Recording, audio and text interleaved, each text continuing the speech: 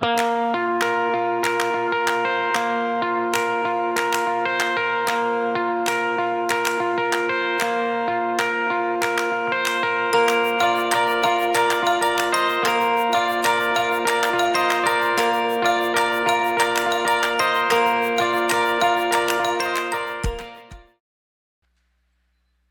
bien, vamos a continuar con nuestro estudio de Primera de Juan.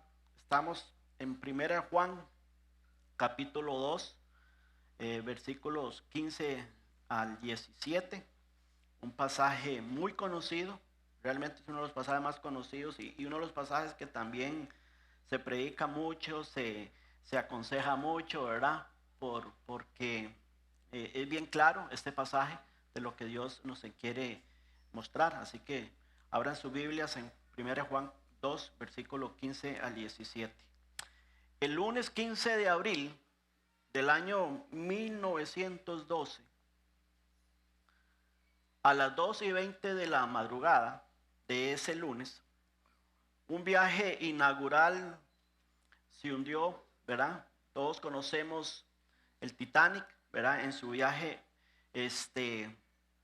inaugural se hundió y era llamado el insumergible, la ciudad flotante, le decían en aquella época. Era uno de los barcos más seguros de su época y quienes construyeron este barco estaban tan confiados de que el Titanic no podía hundirse que solamente colocaron botes salvavidas como para 1/3 de la tripulación. Lo que debía haber sido un viaje histórico por la grandeza de la ingeniería humana, terminó pasando a la historia como una de las tragedias marítimas más importantes. Y pensando en esto, como introducción al mensaje esta mañana, este mundo es como el Titanic. Este mundo nos hace creer que navegamos por un barco seguro, ¿verdad? Que navegamos por un barco que es insumergible. Pero la realidad es que zarpar en la vida, en cualquier dirección o en cualquier otro barco que no sea la embarcación de la gloria y la voluntad de Dios, es navegar en un barco que nunca va a lograr llegar a puerto seguro. ¿Por qué? Porque la Biblia enseña claramente que este mundo va a naufragar. Este mundo va a hundirse. Dice la Biblia en Isaías 65:17, dice la Biblia, porque he aquí que yo crearé nuevos cielos y nueva tierra. Y de lo primero no habrá memoria, ni más vendrá al pensamiento. Esta misma tierra, con todo su sistema de perversidad que hay, con todo el sistema de valores anti Dios que hay, con valores que promueven el aborto, que promueven el sexo extramatrimonial, el relativismo sexual como un estilo de vida alternativo, el materialismo que impera en esta sociedad, que establece que entre más dinero o bienes puedas obtener, pues tu felicidad será mayor. La injusticia social que también impera en una sociedad que avanza, hermanos, inexorablemente hacia la destrucción. Y eso debería transformar nuestra visión, entendiendo hacia dónde va el mundo. Debería entonces transformar nuestra visión y elegir cada uno de nosotros la fe como el barco que Dios ha dispuesto para que nosotros naveguemos en este mundo. Pero la fe tiene que ver con creer lo que Dios dice en su palabra. Y la fe también tiene que ver con acciones, con decisiones. Y son esas decisiones en las cuales nosotros seguimos la instrucción de Dios. Porque la fe, como dice la Biblia, es la certeza de lo que se espera, ¿verdad? De lo que no se espera. Pero en realidad, hermanos, La fe tiene que ver, como dice también la palabra, el oír por la palabra de Dios. La fe tiene que ver con la Biblia, tiene que ver con creer la Biblia y tiene que ver con seguir el consejo de Dios. Ese es el verdadero barco que Dios ha dispuesto para su pueblo, para que naveguemos este mundo. Y dice Pedro dice en 2 Pedro 3:13, él dice, pero nosotros esperamos según sus promesas, Pedro hablándole al pueblo de Dios, esperamos según sus promesas cielos nuevos y tierra nueva, en los cuales mora la justicia. Vivir con esta visión de lo que Pablo o de lo que Juan nos va a enseñar, vivir con la visión de lo que Pedro nos está diciendo acá en este versículo, hermanos, haría que naveguemos en este mundo, por supuesto, pero con otra visión, con otro estilo de vida, con otro comportamiento, con otra conducta de vida. Y eso es básicamente lo que Juan nos quiere mostrar esta mañana con el texto que vamos a continuamente a leer. Y por eso he llamado el título de este mensaje, ¿a quién amas? Es una pregunta, ¿a quién amas? Entonces, Juan 2, versículo 15, dice así la Biblia. Dice así Dios. Dios está diciendo lo que Juan nos va a decir. No améis al mundo, ni las cosas que están en el mundo. Si alguno ama al mundo, el amor del Padre no está en él. Porque todo lo que hay en el mundo, dice, los deseos de la carne, los deseos de los ojos y la vanagloria de la vida, no proviene del Padre, sino del mundo. Y el mundo pasa, y sus deseos, el mundo pasa, cada día se acerca más ese día en que el Señor va a hacer cielos nuevos y tierra nueva. Y el mundo pasa y sus deseos, pero el que hace la voluntad de Dios permanece para siempre. Este pasaje nos presenta un mandato. No améis al mundo. Y termina con una promesa. Por un lado nos dice, no améis al mundo, y hay una promesa final. El que hace la voluntad de Dios permanece para siempre. Y entre el mandato y la promesa tenemos motivos entonces del por qué nosotros necesitamos prestar atención a los mandatos, al consejo, a la guía del Señor, que Él desea que nosotros podamos, no solamente que la entendamos, sino que la vivamos. Y los motivos son básicamente 3 advertencias que el apóstol Juan nos da en este pasaje. Y el primero es, hermanos, que el amor al mundo evidencia la condición de su corazón. Juan dice, no améis al mundo ni las cosas que están en el mundo. ¿Por qué? Porque si alguno ama al mundo, el amor del Padre no está en él.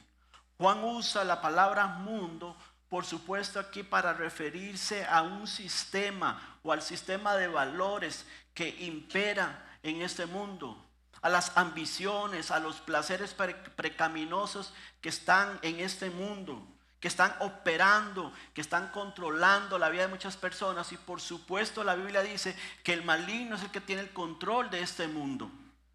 Primera de Juan dice, sabemos, 5:19, sabemos que somos de Dios y el mundo entero está bajo el maligno. Este mundo entonces está controlado por el maligno. Y el sistema de este mundo, los valores de este mundo están alineados a lo que el enemigo dicta, a lo que el enemigo desea hacer con las personas, con cada uno de nosotros. El mundo también tiene que ver con un sistema de valores que dice que el ser humano es suficientemente sabio. Y el apóstol Pablo nos dice en 1 Corintios, pues está escrito, destruiré la sabiduría de los sabios Y dice, y desecharé el entendimiento de los entendidos. Entonces, Juan, cuando se refiere al mundo, se está refiriendo al sistema que niega la autoridad de Dios y por supuesto que niega el evangelio de Cristo. Así que pensando en esto, podríamos parafrasear este primer versículo, el versículo 15, de la siguiente manera: no améis al mundo mundano que rechaza a Jesucristo, porque ¿cómo puede decir uno que ama al mundo impío y al mismo tiempo decir que ama a Dios? ¿Cómo podemos decir nosotros que somos cristianos y amamos el mundo? Es incongruente ese pensamiento. La palabra améis es la palabra griega ágape, y es una palabra que muestra el compromiso fiel, dedicado y sacrificado hacia un objeto de su amor. Hermanos, ¿cuál es el objeto de su amor? ¿El mundo o Dios? Porque sabes, cuando amamos el mundo, cuando el creyente ama al mundo, el creyente empieza de una manera comprometida, fiel y sacrificada a hacer lo que el mundo dicta. Pero cuando tú amas verdaderamente a Dios, cuando verdaderamente amamos a Dios, vamos a tener un amor fiel para Él. Por eso, hermanos, si amas a Dios, ámalo con compromiso, con fidelidad, con dedicado servicio sacrificial. Porque Él es el único, como siempre decimos, el único que es digno de recibir este amor. ¿Cuándo fue la última vez? ¿Cuándo fue la última vez que le dijiste a Dios: Dios, te amo? Porque oramos y decimos: Señor, gracias por amarme, ¿verdad? Gracias por tu fidelidad, Señor. Qué bueno. Pero ¿cuándo le hemos dicho a Dios: Dios, te amo? Si no nos atrevemos a decirle a Dios te amo, es porque nuestro amor no está centrado en Él. Es porque algo anda mal. Y claro que es bonito decir: Señor, gracias porque aunque somos infieles, Señor, gracias porque tú permaneces fiel. Pero cuando le decimos a Dios: Dios, te amo? Yo creo que vamos a decir estas palabras cuando nosotros aprendamos a amar a Dios y no las cosas que están en este mundo. Amar a un sistema mundano regido por los valores impíos y afirmar que amamos a Dios al mismo tiempo es una contradicción, hermanos. Cuando Abraham y Lot, su sobrino, tenían conflictos, recuerda la historia cómo Lot fue tentado por los deseos del mundo. Y es interesante esta historia de Abraham y Lot. Cuando ellos tuvieron conflictos territoriales, ¿verdad? Abraham le dijo a Lot: mira, sobrino, hagamos una cosa, mejor no peleemos. No haya altercado entre nosotros dos. Escoges dónde quieres ir. Si vas a la izquierda, yo voy a la derecha. Y si vas a la derecha, yo voy a la izquierda, le dijo Abraham. Y en Génesis 13:10, Lot respondió. Lot alzó la voz, pero también alzó los ojos. Y él examinó, vio la llanura, vio los grandes pastos, la riqueza que había ahí de su lado izquierdo, ¿verdad? Y entonces alzó sus ojos y vio toda la llanura del Jordán. Y dice que toda ella era de riego como el huerto de Jehová, una tierra especial. Lot sabía que esa llanura iba a ser bueno para su ganado. Así que Lot, ¿verdad?, escogió ir hacia ese lugar. Y puso, dice la Biblia, sus tiendas cerca de Sodoma y Gomorra. Así que Lot agarró hacia el Zoar. ¿verdad? Como dicen, ¿cuál pierde Lot? Pero, hermanos, Lot escogió ir hacia Zoar porque simplemente quería ser el hacendado más grande de Palestina en esa época. Él estaba tratando de alimentar su alma, su corazón con las cosas del mundo. Y hay muchos cristianos hoy en día que son tentados de la misma manera. Ven todas las oportunidades que se le abren, que el mundo le abre, ya sea para tener mayor éxito, ya sea para tener mayores bienes materiales, y todo lo ven como una gran oportunidad. Pero no vemos, hermanos, que lo que el mundo nos está ofreciendo hoy, esas oportunidades que yo siempre digo entre comillas, esas oportunidades muchas veces interfieren con nuestras prioridades o con la prioridad de Dios. Porque nuestra prioridad no es enriquecernos. Nuestra prioridad es hacer la voluntad de Dios. Nuestra prioridad es estar en ese barco que el Señor nos ha dado de fe para sentirnos seguros, para sentirnos protegidos, para sentirnos confiados.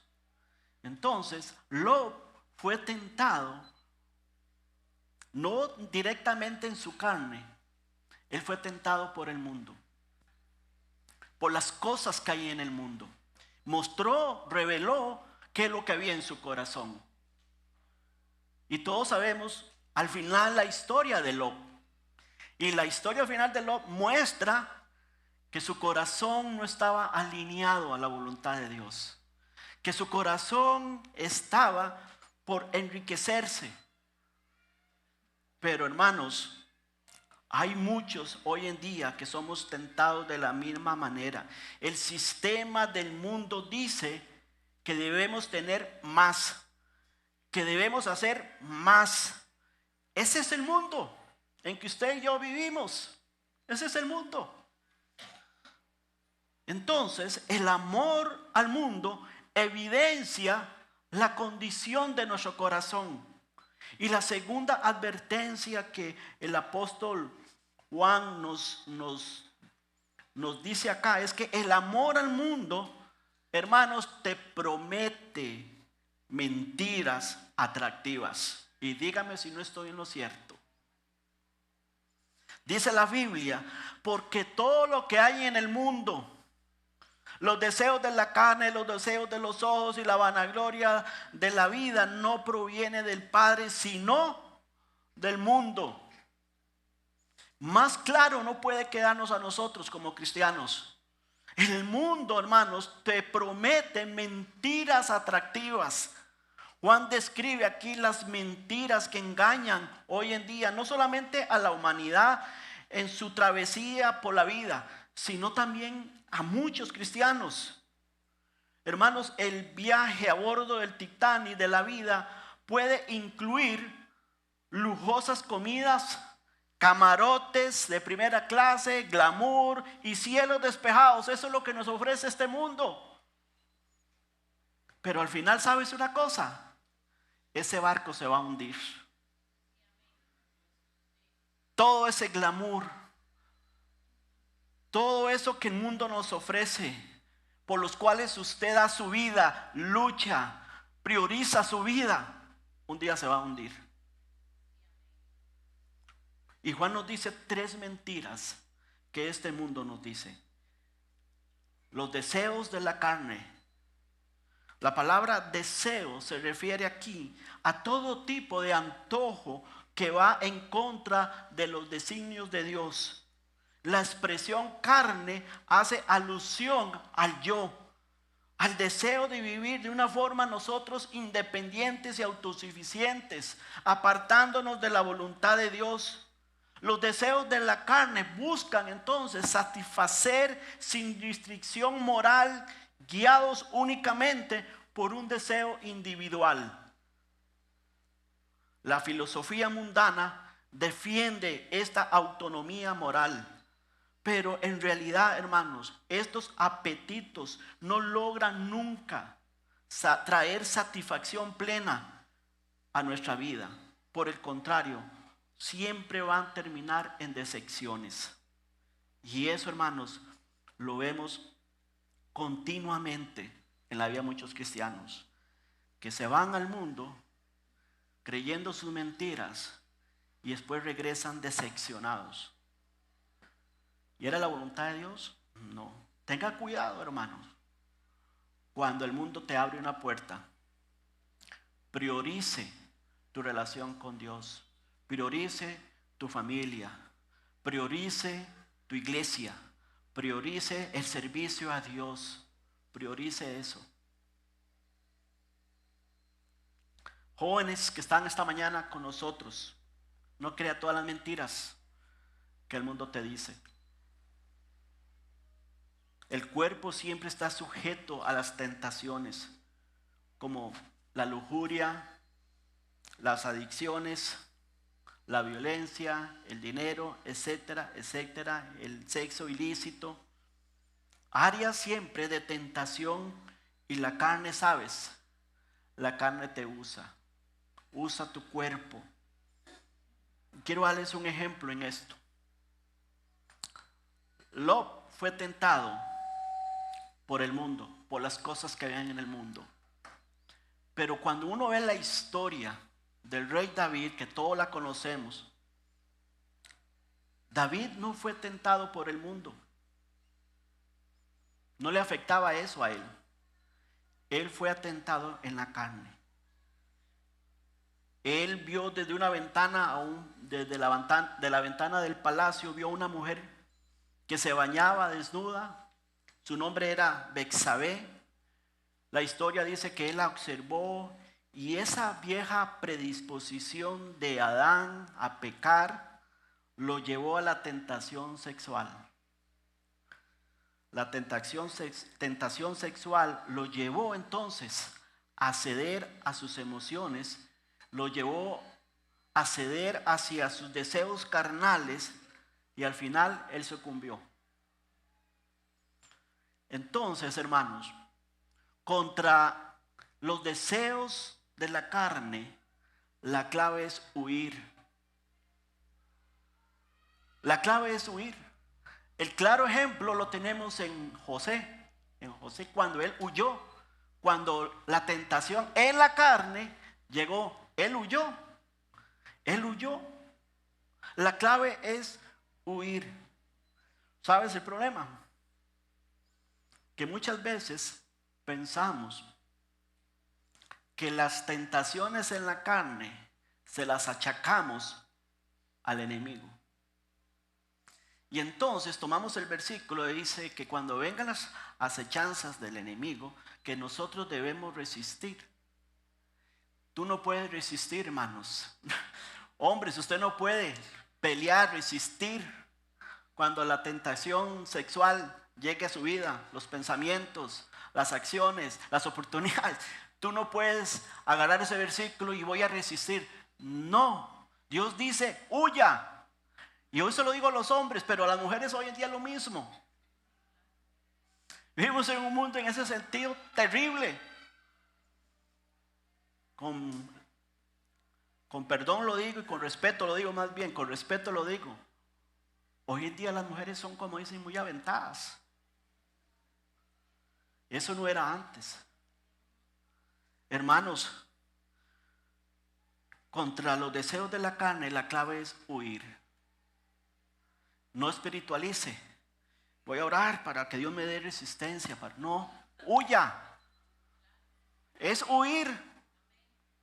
Huir de la fornicación. Huir de las pasiones juveniles. Huir de la pornografía cuando estés ahí en tu computadora y te llega un anuncio o te llega un mensaje, lo que sea. Huya. Huya de las adicciones. Huya de las malas influencias, como dice el Salmo 1. Bienaventurado el varón que no anduvo en consejos de malos. Huya de los malos consejos. Es huir. Huya de las malas influencias. La Biblia nos dice que peleemos contra esas tentaciones. Que no nos dice que peleemos contra esas tentaciones, sino que nos dice que huyamos. Contra los deseos de la carne tenemos que luchar, pero también tenemos los deseos de los ojos. Y esto se refiere, hermanos, únicamente, esto se refiere a sentir atracción por las cosas prohibidas. Pero no solamente atracción por las cosas prohibidas, sino a cualquier objeto o cosa que seduzca los ojos y que a veces no son necesariamente malas. Los deseos de los ojos. Los deseos de tener una pantalla que vi de 50 y resto pulgadas, 60 pulgadas, y la pantalla mía es de 40 y me faltan 20 para tener eso. Los deseos de los ojos. Y usted dice, no es una cosa mala. No, no es una cosa mala. Sin embargo, hermanos, una vez que vemos esas cosas, surge siempre una creciente insatisfacción. Ya no estoy contento con la pantalla que tengo en mi casa. Ya no estoy contento con el microondas. Ahora hay uno nuevo. Ya no estoy contento. Ya no estoy contento. Y siempre hay una creciente insatisfacción con lo que Dios te ha dado. Y sabes, eso se convierte en codicia. En codicia. En un apetito, en una búsqueda incansable por tener y poseer y disfrutar y experimentar más cosas. Eso hace los deseos de la carne, los deseos de los ojos. La advertencia aquí es que el deseo de los ojos nos engañan, haciéndonos creer, hermanos, que si obtenemos lo que vemos, vamos a estar más felices. Esta tragedia es común hoy en día, hermanos, porque hoy en día, de hecho, el mundo trabaja mucho en esa área, que es el marketing, ¿verdad? Es el área que más ataca, buscando la forma de que las personas puedan encontrar satisfacción en otras cosas. La publicidad de nuestro mundo presentando cosas frente a nuestros ojos, tratando de convencernos en 30 segundos que tienen de que necesitamos esa pantalla. Y se levanta y dice, oferta hoy, un 20, 50, 30% encima en la pantalla tal. Llévesela hoy, en 3 meses se empieza a pagar, sin prima y sin nada. Y qué tentación. 30 segundos y te fuiste. ¿Necesitaba antes de escuchar o de ver ese anuncio la pantalla? No, ¿verdad?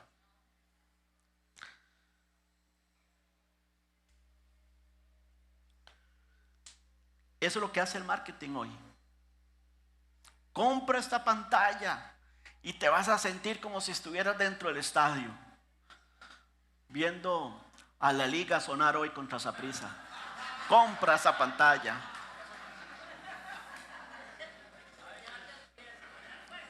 Compra ese nuevo modelo de vehículo. Ese nuevo carro, qué bárbaro. Ese carro casi que solo le falta hablar. Cómprelo y te vas a sentir más confortable. Igual, lléveselo hoy y pague entre un año. Juega el acumulado. 1.600 millones es el acumulado. La mentira engañosa es que si lo tenemos, esa es la mentira. La mentira es que si lo obtenemos, vamos a estar satisfechos. ¿Y cuántas personas, cuántas historias has escuchado de gente que ha pegado, como dicen, el gordo? Y su vida ha sido peor hoy en día. Lo han perdido todo. Hermanos, ¿qué es verdaderamente importante en sus vidas? Eso es una reflexión. Pablo nos está diciendo, o Juan nos está diciendo, que reflexionemos, que nos preguntemos esta mañana, ¿qué es lo verdaderamente importante en tu vida? La realidad es que los engaños del mundo nos hacen correr tras cosas que se deterioran y se oxidan. Corriste hoy por ese nuevo carro y en 4 años, 3 años ese carro no vale ni la mitad. Se pudren o simplemente pasan de moda. Ya no es la misma moda, la pantalla, el carro, lo que sea. Es la mentira engañosa del mundo que promete satisfacción.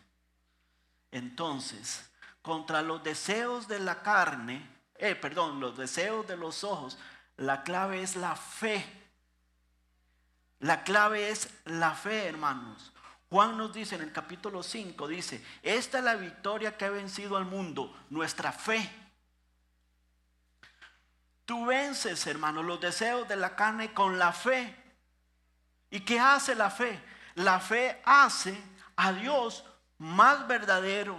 La fe hace a Dios una vida realmente diferente, una satisfacción real. Eso es lo que hace la fe, porque la Biblia dice en Hebreos 13:5, sean vuestras costumbres sin avaricia, contentos con lo que tenéis hoy. Lo que tenéis hoy, esté contento con lo que Dios te ha dado hoy, hermanos.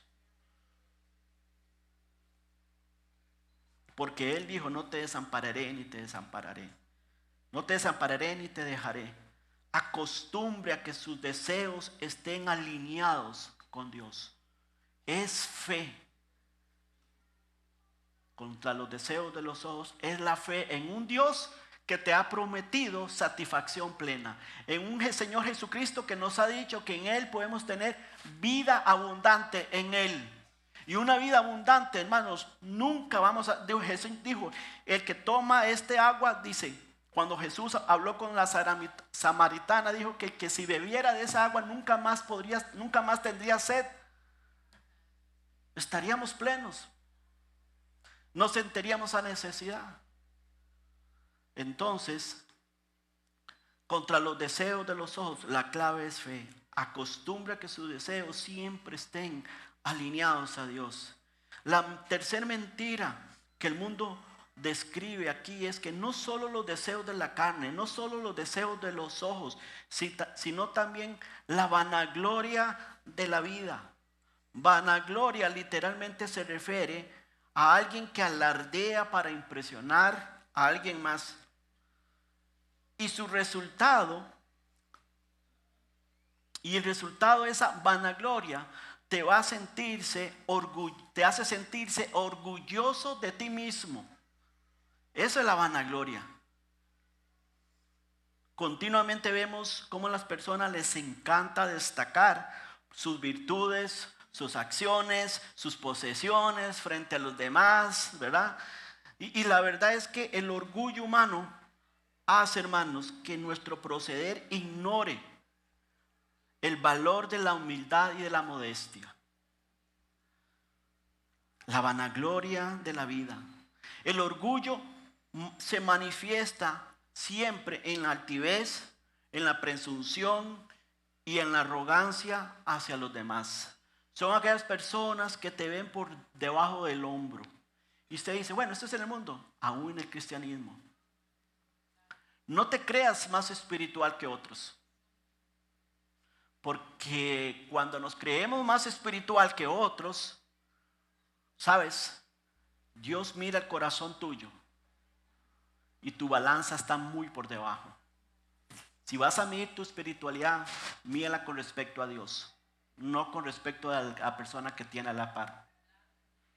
Mídala siempre con respecto a Dios, porque si no, estás vanagloriándote de lo que eres.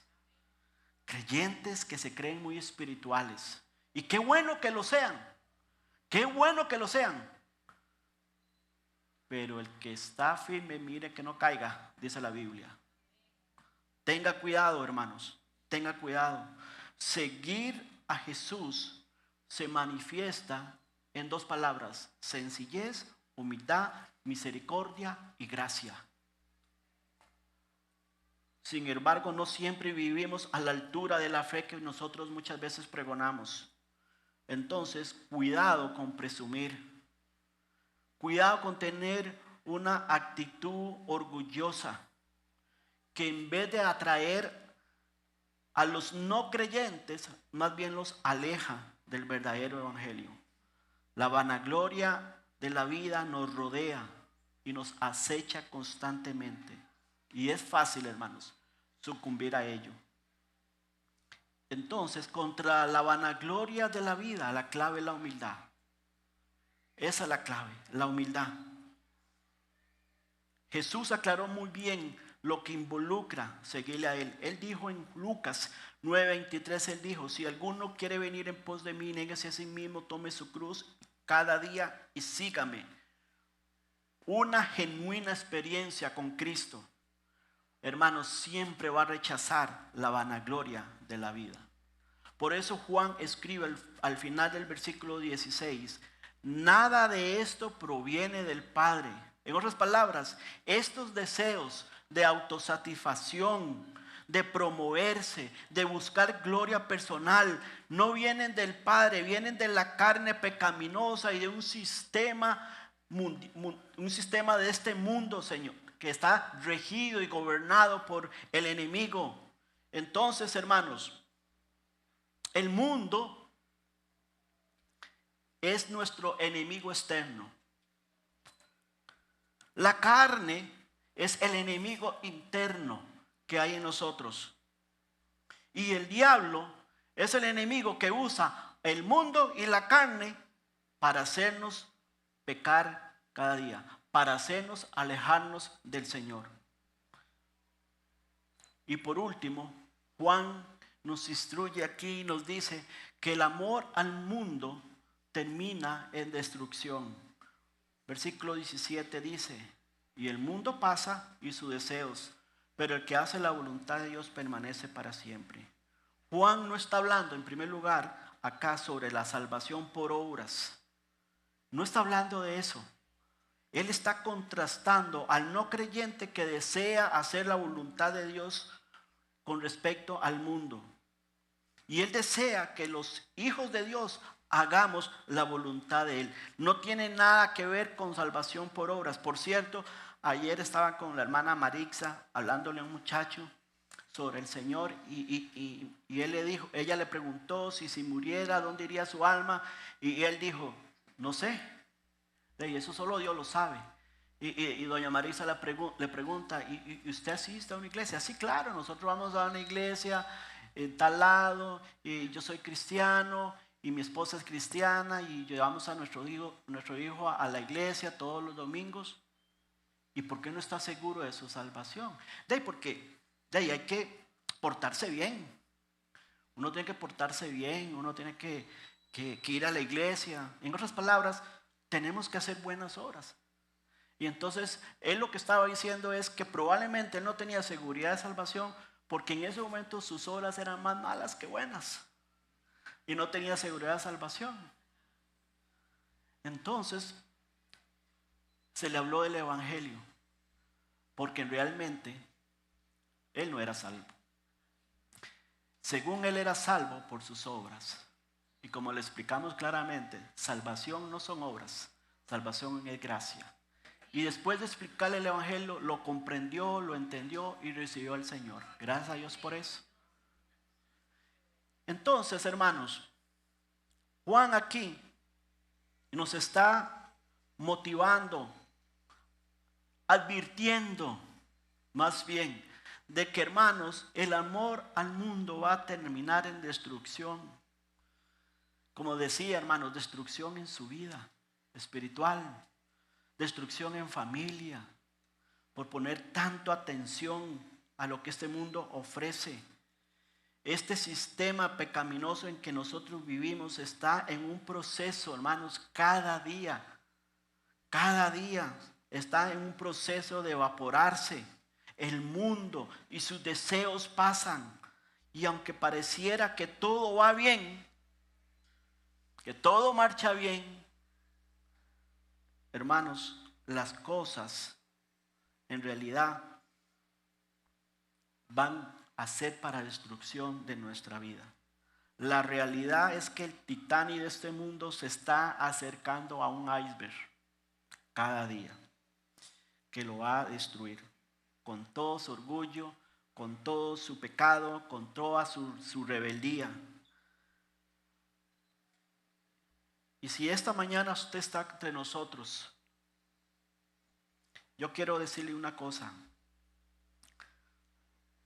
Hay una sola respuesta para sus deseos. Hay una sola solución para sus insatisfacciones. Hay una sola salida a su corazón rebelde y es Jesús. Solo Él puede reconciliarte con Dios. Solo Él puede darte un verdadero gozo y satisfacción a su vida.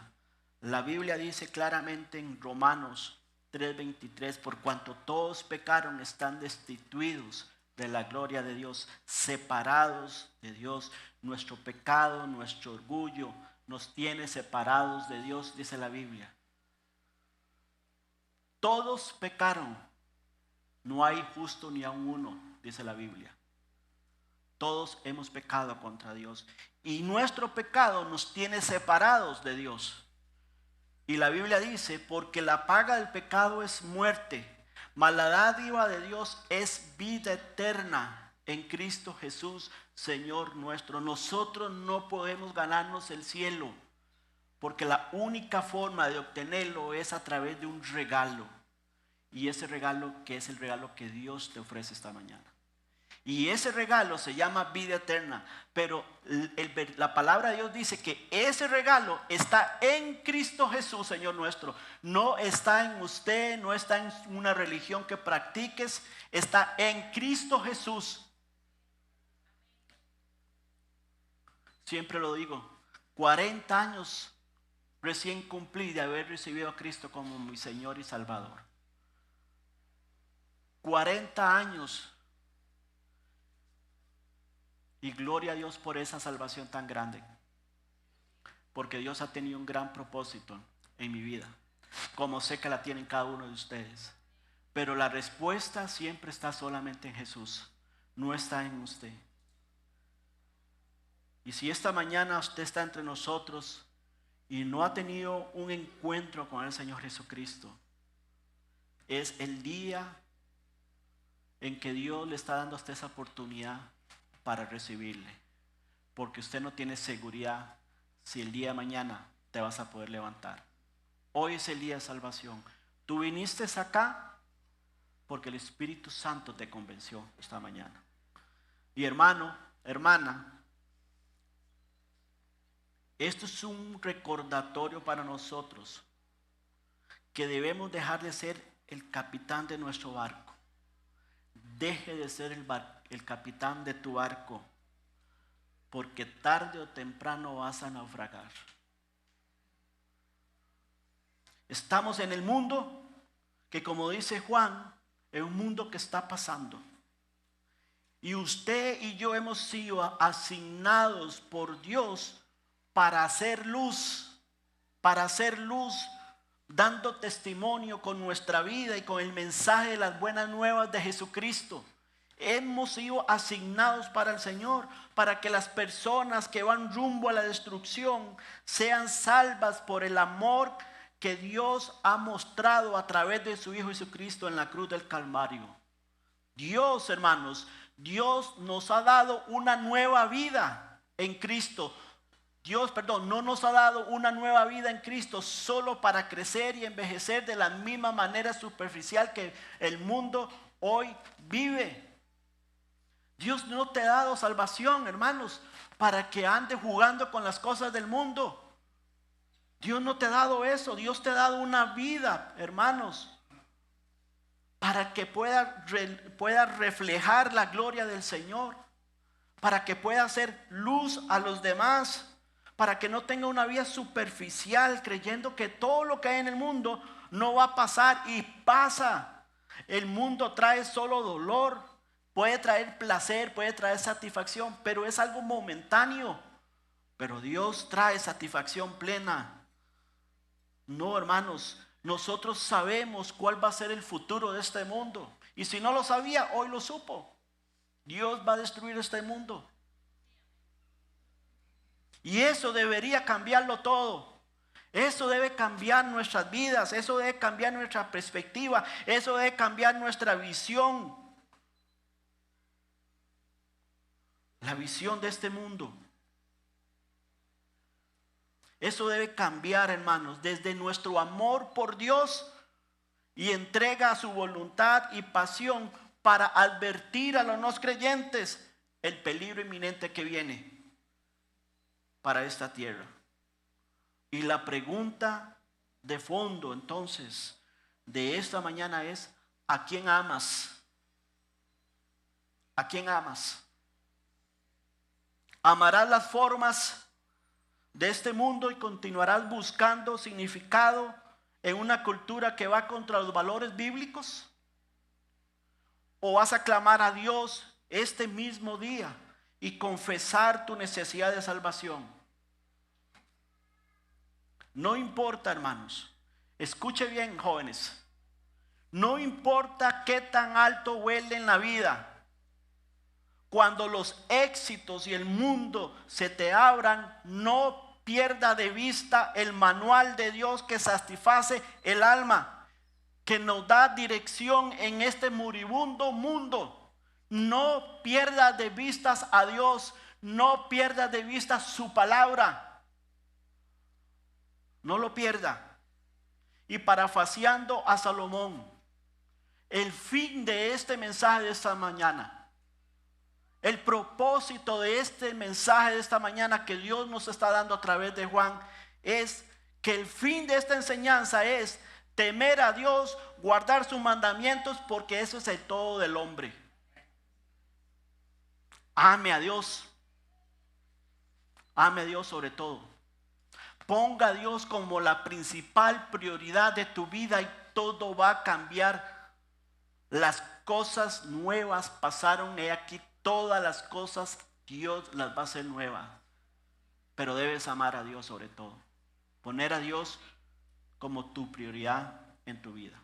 Oremos.